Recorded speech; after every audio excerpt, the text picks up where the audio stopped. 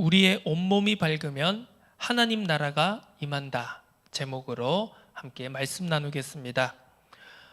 오늘 본문의 주제는 본문의 내용은 예수님께서 한 말 못하는 귀신을 말 못하게 하는 귀신을 쫓아내시니 그 귀신 들린 자가 나음을 입었다라는 내용으로 시작을 하게 됩니다. 예수님의 축귀 사역에 대해서 이제 무리들이 놀랍게 여기면서 또 일부는 예수님의 사역에 의문을 품습니다. 과연 저 예수라는 자가 무슨 권위를 가지고 어떤 힘을 근거로 해서 귀신을 쫓아내느냐? 여기에서부터 어떻게 보면 무리의 잘못된 관점을 살펴볼 수 있습니다. 이스라엘 땅에 하나님의 나라라고 하는 하나님의 백성이라고 하는 이스라엘 백성들 중에 귀신 들린 사람이 그렇게 영적으로 고통받고 어려움 당하고 있는 사람이 그렇게나 많다는 것을 우리가 의아하게 생각해 보아야 됩니다. 흔히 우리가 말하는 불신자, 예수 믿지 않는, 하나님 믿지 않는 자들이 아니죠. 이스라엘 땅은, 그리고 이스라엘 백성들은 하나님을 믿는다라고 말하는 사람들입니다. 그런데 그 중에서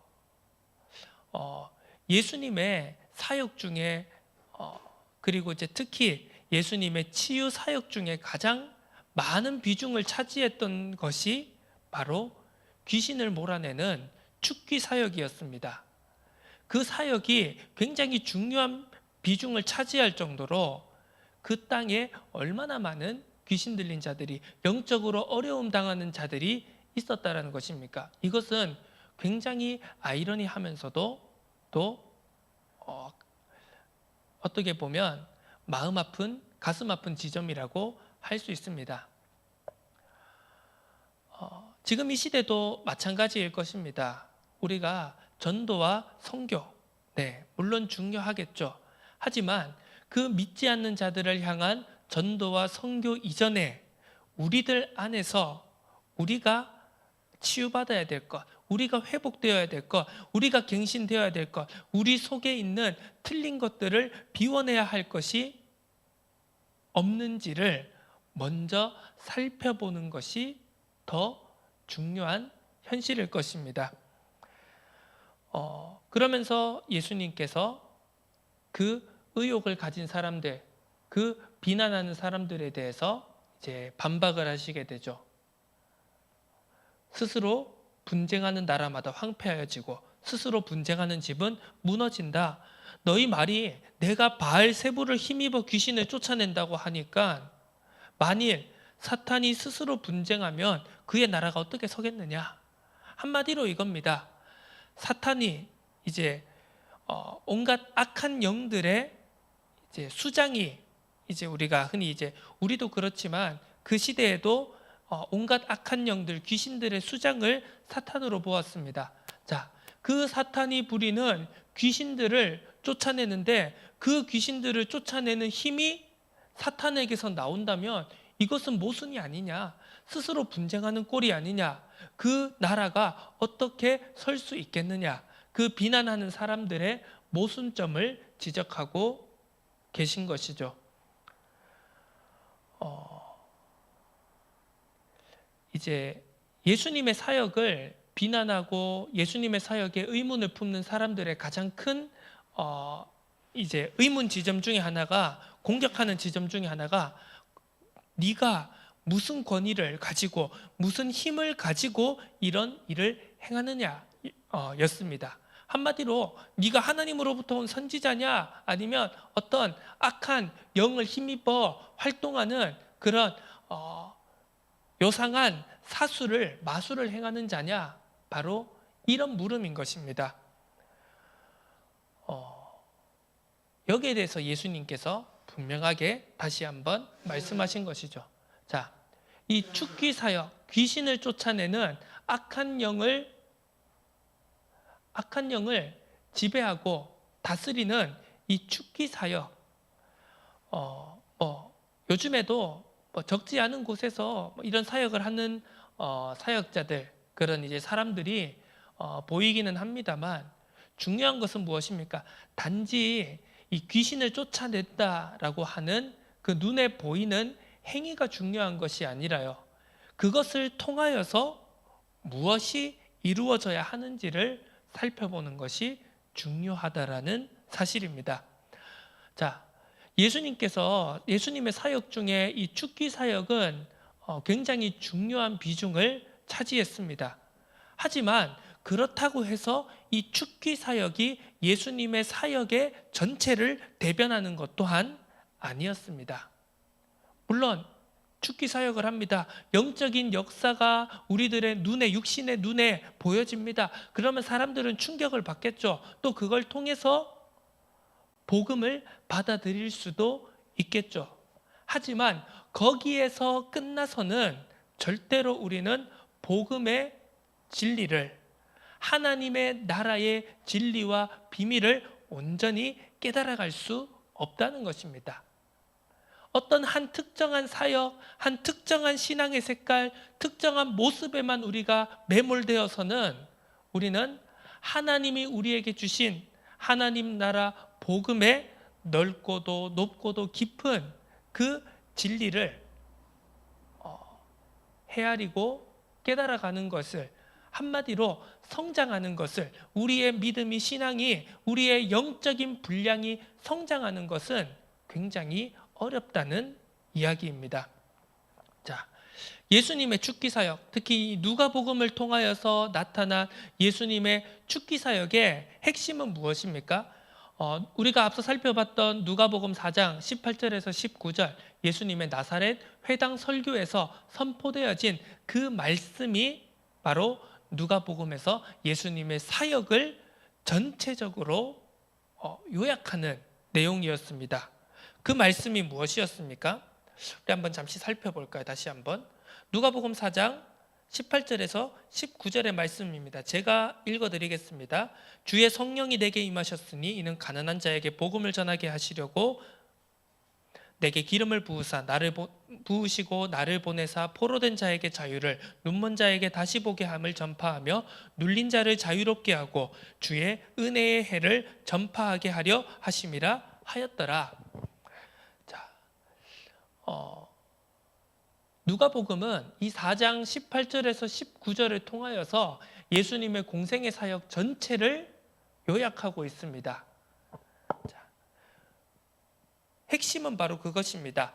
예수님의 하나님 나라의 복음의 선포는 바로 눌린 자에게, 그리고 얽매인 자에게 자유와 해방을 주시기 위함이다. 바로 그것입니다.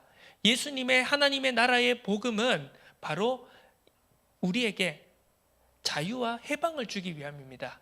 그러면 무엇으로부터 자유와 해방이라는 것입니까? 이것을 가지고 또 많은 사람들은 해석을 합니다. 무슨 인권적인 자유다, 아니다, 뭐 정치적인 자유다, 경제적인 자유다, 사상적인 자유다, 뭐 이런 여러 가지 자유와 해방을 가지고 성경을 해석하고 또 그것을 실천하고자 합니다. 네, 물론 그것도 맞을 수 있겠죠. 하지만 궁극적인 이 복음서가 말하고자 하는 궁극적인 자유와 해방은 어디로부터입니까? 바로 사단으로부터의 자유와 해방입니다. 사단의 권세로부터의 자유와 해방입니다. 사단이 만들어 놓은 하나님 나라, 하나님을 떠난 그 창세기 3장 사건 이후에 인간이 절대로 벗어날 수 없는, 인간의 힘으로, 인간의 노력으로, 인간의 의로는 절대로 벗어날 수 없는 바로 사단의 나라와 그 거짓된 나라의 권세, 바로 통치에 억눌리고 사로잡혀 있는 것에 대한 자유와 해방을 말하는 것입니다. 이것이 바로 누가복음이 말하는 예수님 사역의 정의인 것이죠. 자, 그래서 이 누가복음이 특히 강조하는 것, 우리가 사복음서가 주어졌습니다만 이 누가복음을 통해서 특히 강조되어지는 것은 바로 개인에 대한 것입니다. 각각 개개인이 말씀을, 복음을, 하나님의 나라를 어떻게 받아들이냐라는 것입니다. 자, 물론 이스라엘이라는 나라, 유대인, 그런 민족과 혈통, 나라 중요합니다. 지금 우리가 엄연히 맞닥뜨리고 있는 로마 제국, 이 세상이라는 현실도 물론 중요합니다. 살펴봐야 되겠죠. 하지만 더 깊이 들어가서 나라도 민족도 어떤 전 세계도 결국은 무엇으로 구성되는 겁니까? 결국은 한 개인이라는 것이죠. 한 사람 한 사람에게 더 깊은 핵심이 본질이 있다는 것입니다.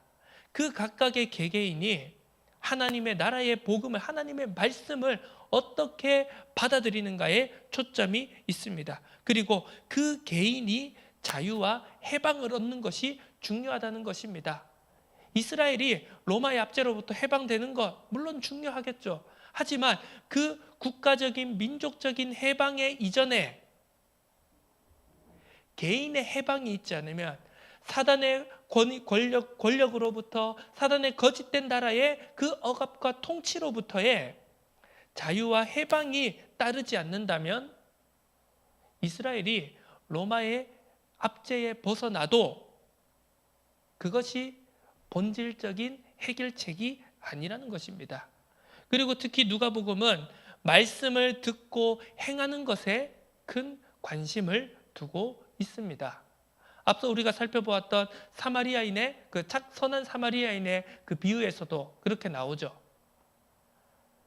예수님께서 그 율법 교사에게 말합니다.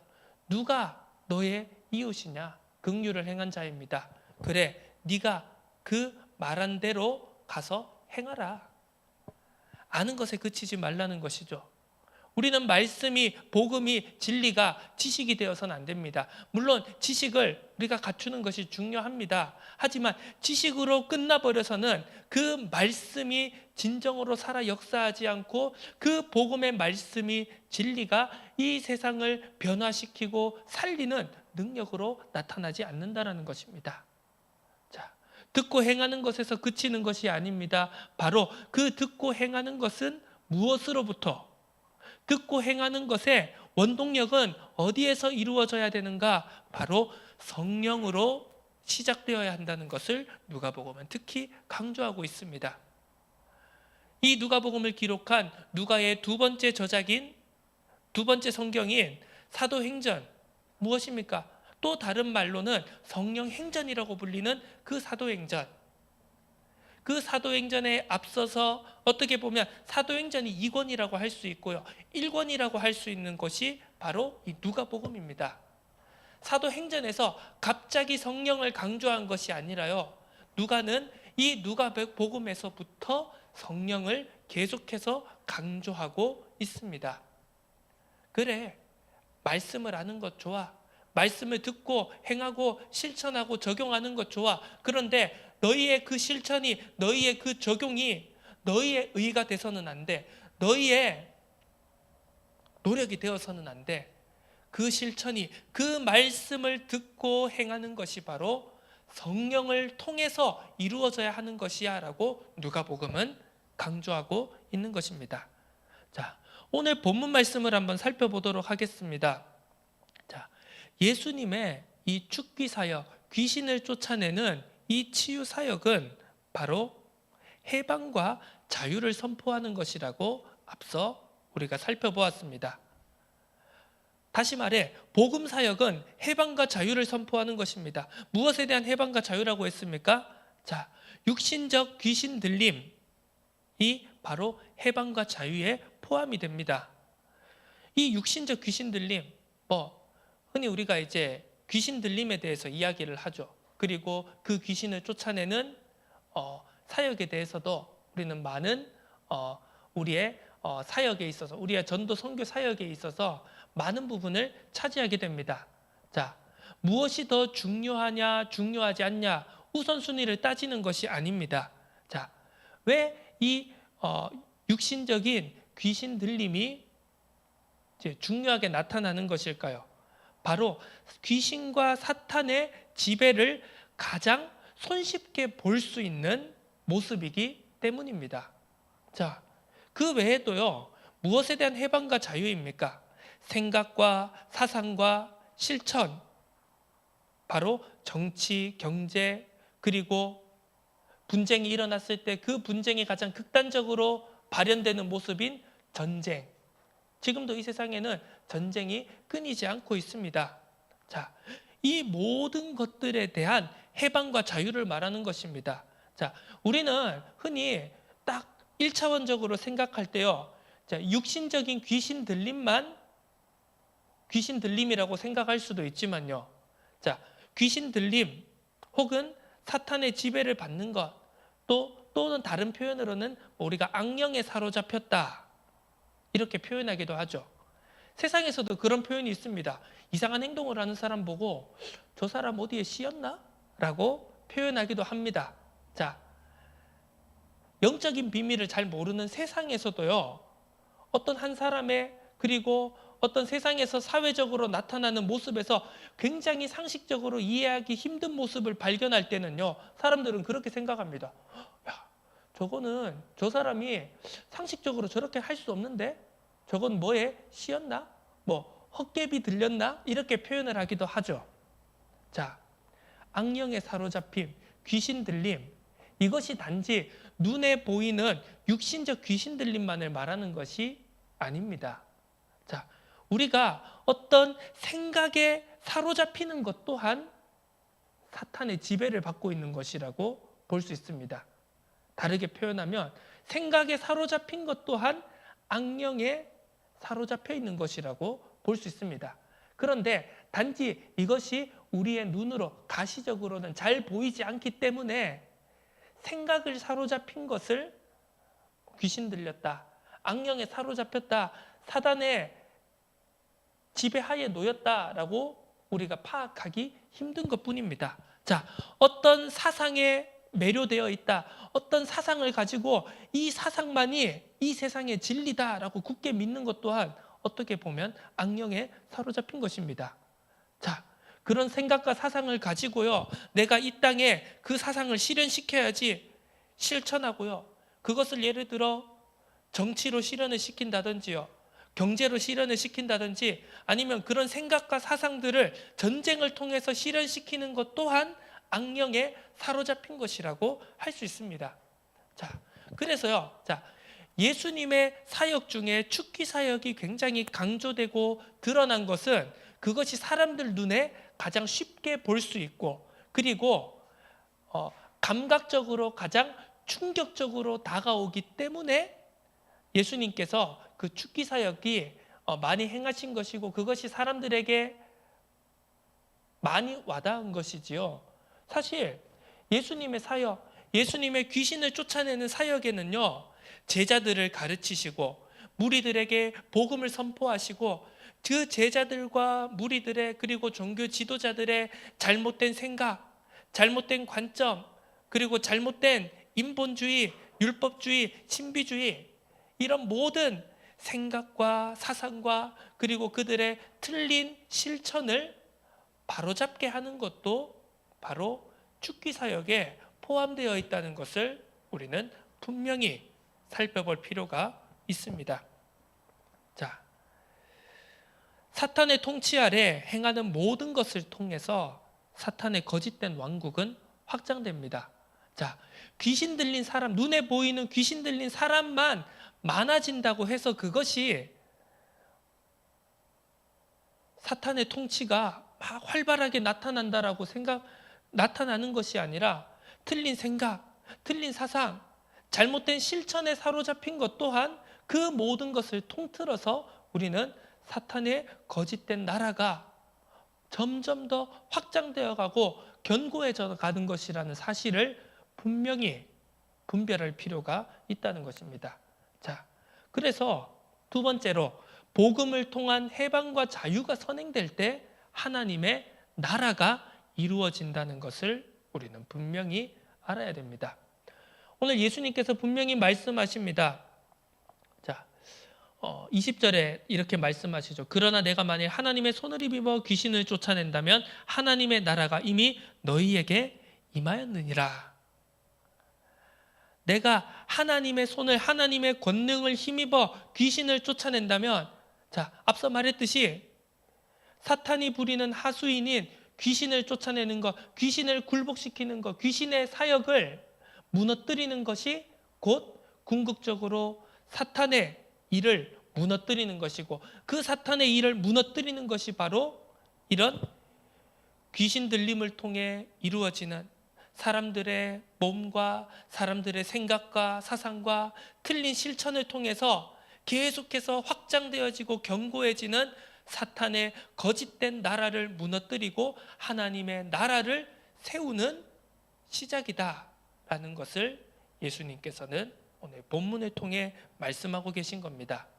자, 우리는 하나님의 나라가 이 땅 위에 이루어지기를 계속해서 구합니다. 지난주 우리가 살펴보았던 주님 가르쳐 주신 기도를 통해서도 우리는 끊임없이 하늘에서 뜻이 이루어진 것처럼 땅에서도 이루어지기를 원합니다. 하나님의 나라가 이 땅 위에 이루어지기를 원합니다.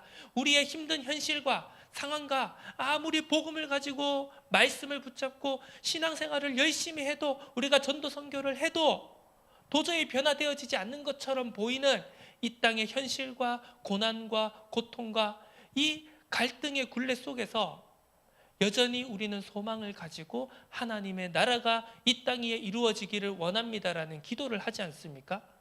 그런데 그 하나님의 나라가 어떻게 이루어진다는 말이죠? 거기에 대한 우리가 이해와 정리가 되어지지 않는다면요, 어떻게 보면 우리는 입술로는 하나님의 나라가 이루어질 것입니다, 이루어지게 하옵소서라는 기도를 해놓고도 딱 뒤돌아서면요, 우리는 곧장 불신앙에 사로잡히게 됩니다. 아니, 그래서 이렇게 기도하고 말씀 붙잡고 신앙생활 하는데 왜 내 문제는 해결이 안 되어지냐? 왜 내 어려움은 해결 안 되어지냐? 왜 이 땅의 어려움은, 고난과 고통은, 죄의 문제는, 갈등의 문제는, 전쟁의 문제는, 그 분쟁의 문제는 왜 해결이 되어지지 않느냐? 하나님, 도대체 언제 하나님의 나라가 이루어집니까? 언제 도대체 주님이 이 땅에 다시 오십니까? 라는 불신앙에 빠질 수밖에 없죠. 자, 하나님의 나라가 어떻게 이루어집니까?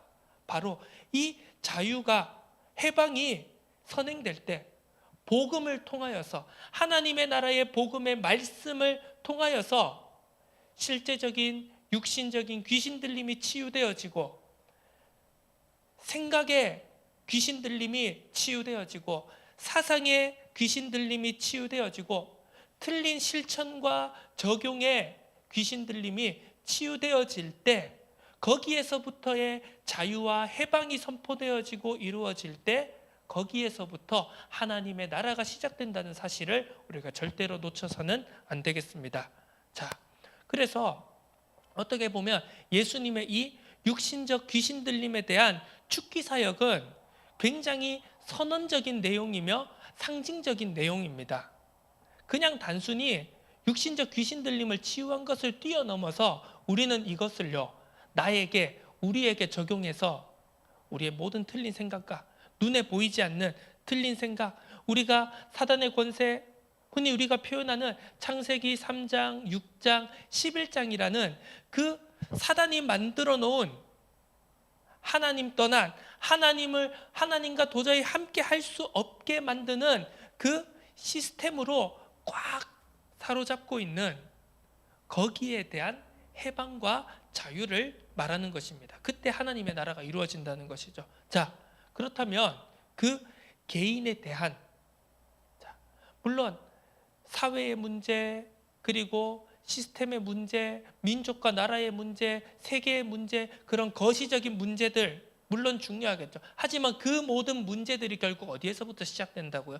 개인에게서부터 시작되는 것입니다. 한 영혼에게서부터 시작된다는 것이죠. 그러면 그 한 영혼에 대한, 한 개인에 대한 축귀, 귀신 들림을 쫓아내는 그것 이후에 우리가 무엇으로 채워야 하는가, 그것이 오늘 본문 말씀에 잘 나와 있습니다. 자, 24절에서부터 26절 우리가 잘 알고 있죠. 더러운 귀신이 사람에게서 나갔을 때 물 없는 곳으로 다니며 쉬기를 구하되 얻지 못하고 이에 이르되 내가 나온 내 집으로 돌아가리라고 가서 보니 그 집이 청소되어 있고 수리되어 있고 무엇이죠? 여전히 비어 있다. 그래서 무엇이라고 했습니까? 이에 가서 저보다 더 악한 귀신 7을 데리고 들어가서 거하니 그 사람의 나중 형편이 전보다 더 심하게 되느니라. 무엇으로 채워야 됩니까? 자, 우리가 신앙생활하고요. 함께 이 신앙의 공동체 속에서 교제하고 예배 속으로 그리고 말씀의 집중 속으로 신앙생활의 집중 속으로 들어가면은요. 말씀이 들어가고 우리가 예배 속에 있다 보면 점점 어떻게 보면 영적인 치유도 일어나게 되고요. 우리의 생각과 우리의 사상과 모든 틀린 행동으로부터의 해방과 자유가 일어나게 됩니다. 점점 악한 것들이, 틀린 것들이, 잘못된 것들이 우리의 속에서 빠져나가게 되죠. 자, 점점 비워집니다. 구정물이, 흙탕물이 비워집니다. 자, 거기에서 끝나는 것일까요? 무엇이라고 합니까? 무엇으로 채워야 됩니까? 채우지 않으면은요, 나중에 형편이 더 악하여지고 심해진다고 성경은 분명히 말씀하고 있습니다. 무엇으로 채워야 됩니까? 오늘 28절에 그렇게 말씀하시죠. 예수께서 이르시되 오히려 하나님의 말씀을 듣고 지키는 자가 복이 있느니라 하시니라. 우리는 하나님의 말씀으로 채워야 하는 것입니다. 말씀을 듣고 그 말씀을 지켜 행하는 것으로 우리의 비워진 것들을 하나씩 하나씩 채워가야 하는 것입니다. 이 말씀이 지식으로 끝나는 것이 아니라요. 하나님의 말씀이 내게 무엇이라고 하시는가? 무엇을 명령하시는가? 자, 그냥 말씀 좋습니다. 내 마음에 은혜가 됩니다. 위로가 됩니다. 평안이 됩니다. 감정적으로 나를 위로해 주시는군요. 거기에서 끝나는 것이 아니라 그 말씀이 내게 무엇을 가르치는가를 알고 그 가르치는 바를 따라 순종하고 행하는 것이 중요하다라고 성경은 분명하게 말씀하고 있습니다. 자, 마지막입니다. 그렇다면 이 말씀이 지식에 그치지 않으려면 어떻게 해야 됩니까? 말씀을 듣고 지켜 행하라고 하셨죠. 자, 그 행함을 넘어서 우리가 그 행함이 온전하게 이루어질 수 있도록 그 행함이 여전히 내 생각, 여전히 내 사상, 내 어떤 관점, 내 어떤 인생의 철학 그런 것으로 이루어지는 실천이 되지 않도록 그 실천이 온전히 말씀으로부터 하나님으로부터 시작되는 것이기 위해서 바로 성령, 실천과 기도를 통한 성령의 임재까지 이르러야 한다는 사실입니다. 자, 쉽게 표현하자면 비유해 보자면 그렇습니다. 자, 말씀은 연료입니다. 흔히 요즘에 우리가 겨울이니까 난로를 떼겠죠. 저기 저 뒤에 있는 온풍기는요 등유를 태워서 따뜻한 바람을 보냅니다. 자, 자동차는 경유, 휘발유, 요즘엔 수소, 전기를 가지고 그것을 가지고 동력을 만들어서 자동차를 움직이게 됩니다. 자, 연료가 있습니다. 그런데 그 연료만으로 움직입니까? 그 연료만으로 에너지가 발생합니까? 그게 아니죠. 무언가 스파크가 필요합니다. 무엇인가 점화가 필요합니다. 그래야지만 그 연료가 유익한 방향으로 활용될 수 있겠죠. 자, 그 연료의 점화를 하는 것이 바로 성령이라는 사실입니다. 자, 성경에서는 성령을 불로 묘사하고 표현하고 있는 것을 볼 수 있습니다.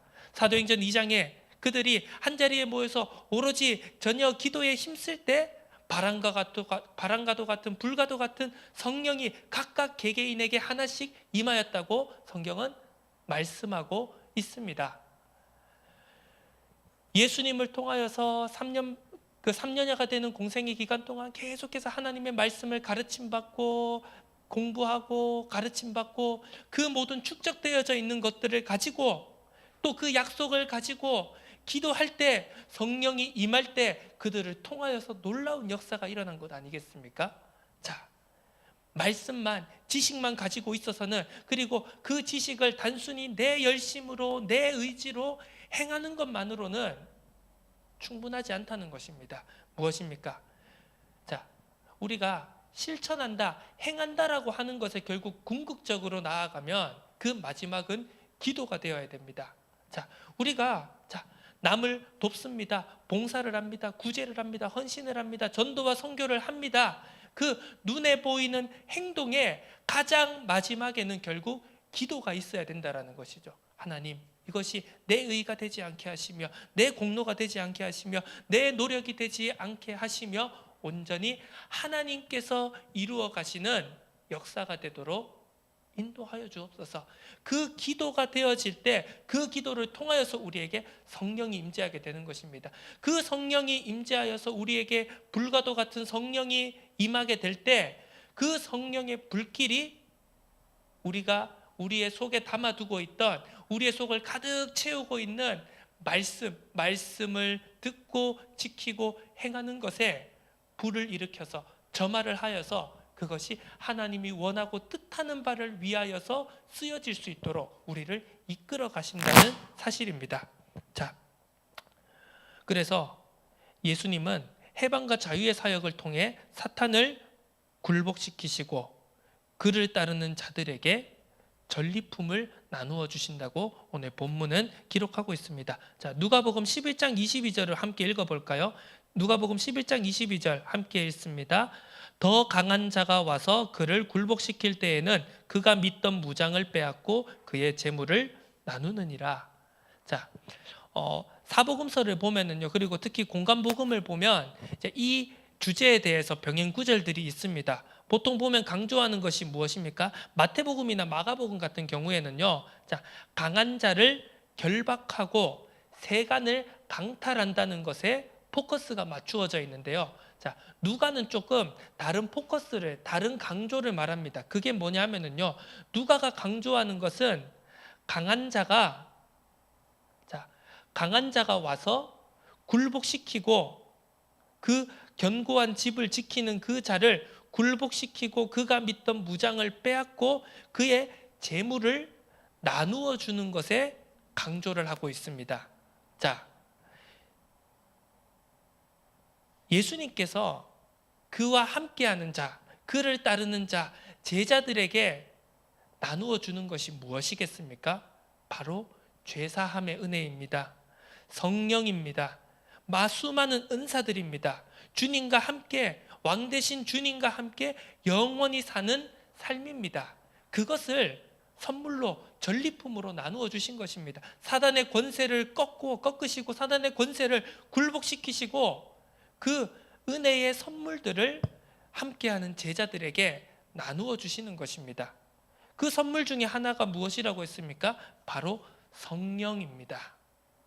우리는 성령을 전리품으로 예수 그리스도를 따르는 제자가 되어서 수많은 은사의 선물들과 함께 성령을 우리는 받아야 하는 것입니다.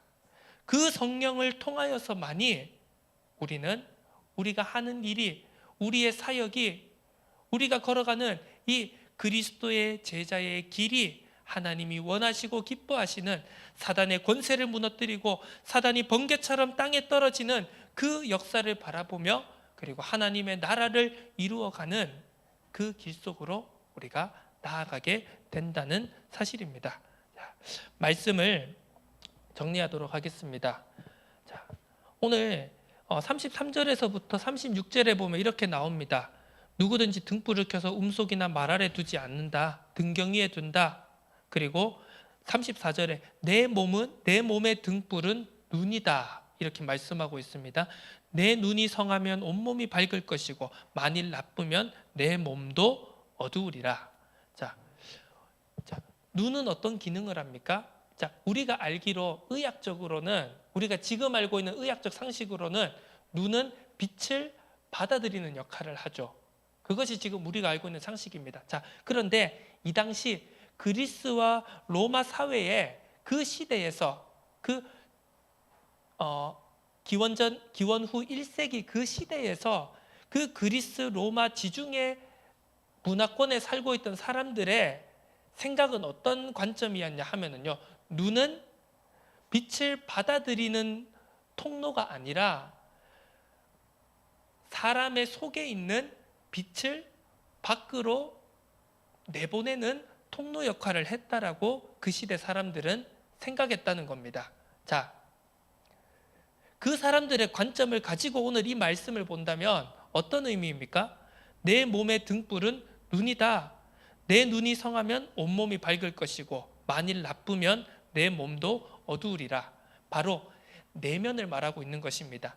네 내면이 지금 빛으로 가득 차 있느냐 아니면 어둠으로 가득 차 있느냐, 지금 이것을 말하고 있는 것입니다.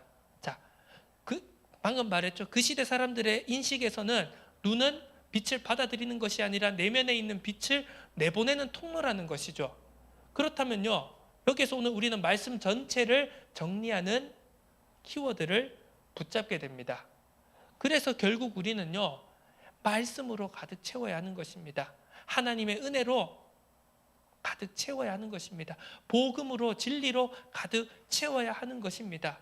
그래서 그것이 성령을 통해서 불이 붙기 시작할 때 그것이 빛이 되어져서 우리들의 눈을 통해서 그 빛이 모든 사람에게, 모든 세상 속에 비치게 된다라는 것을 오늘 이 33절에서 36절은 말씀하고 있는 것입니다. 자, 오늘 말씀의 제목, 우리의 온 몸이 밝으면 하나님의 나라가 임한다. 이 제목의 의미를 이번 한 주간 깊이 묵상해 보시기를 바랍니다. 우리 속에 있는 모든 틀린 것들, 모든 눈에 보이는 그리고 눈에 보이지 않는 우리를 사로잡고 우리를 지배하고 있는 사탄의 그 굴레를, 귀신의 지배를, 그 귀신 들림을, 악령의 사로잡힘을 우리는 쫓아내야 됩니다. 우리의 모든 생각, 사상, 틀린 철학, 사고방식, 우리의 모든 틀린 행함, 모든 것을 다 쫓아내야 됩니다. 그리고 그 비워냄 가운데 말씀으로, 하나님의 은혜로, 진리로 가득 채워야 됩니다. 기도를 통한 성령의 역사로 그것이 빛이 되어져서 우리가 가는 모든 곳에, 만나는 모든 사람에게, 이 세상에게 빛이 비추며 하나님의 나라가 이루어지는 그 역사에 우리 모두가 쓰임받게 될 줄로 믿습니다. 그 은혜를 누리는 귀한 한 주간이 되어지기를 예수 그리스도의 이름으로 축원합니다. 하나님 아버지 감사드립니다. 우리의 온몸이 밝으면 하나님의 나라가 임합니다. 사탄이 번개처럼 땅에 떨어지는 것을 우리가 바라보며 사탄의 권세가, 사탄의 집이, 사탄의 나라가, 사탄의 거짓된 왕국이 무너지는 것을 우리가 보며 그 가운데서 우리의 틀린 모든 것을 비워내고 말씀과 진리로 가득 채우며 우리가 무릎 꿇고 기도함으로 인해 우리에게 부어주시는 성령의 불같은 역사로서 우리에게 모든 것을 살리며 치유하는, 회복시키는 빛이 비춰질 수 있도록 은혜 더하여 주옵소서. 주님의 나라가 이 땅 위에 임하는 것이 우리들의 기쁨이 되고 소망이 되어질 수 있도록 은혜 더하여 주옵소서. 감사드립니다. 예수 그리스도 이름으로 기도드립니다. 아멘.